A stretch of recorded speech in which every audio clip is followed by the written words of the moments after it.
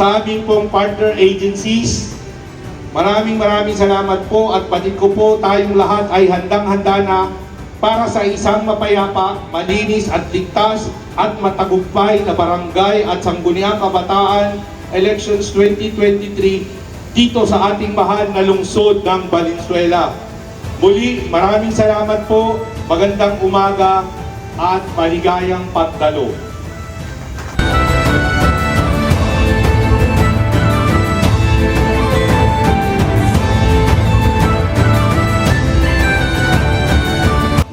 Yung pagkakataon ko para po pasalamatan ang buong person ng PNP po ng Valenzuela sa support po na binibigay po sa aming tanggapan, ang tanggapan po ng panlungsod na Ingat Yaman. So totoo lang po,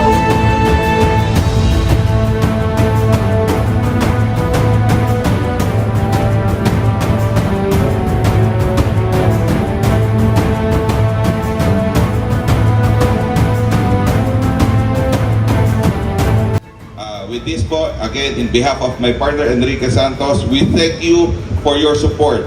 We thank you for your time, your efforts, and together, let us build a stronger and more inclusive Valenzuela City. Marami pong salamat sa inyo lahat.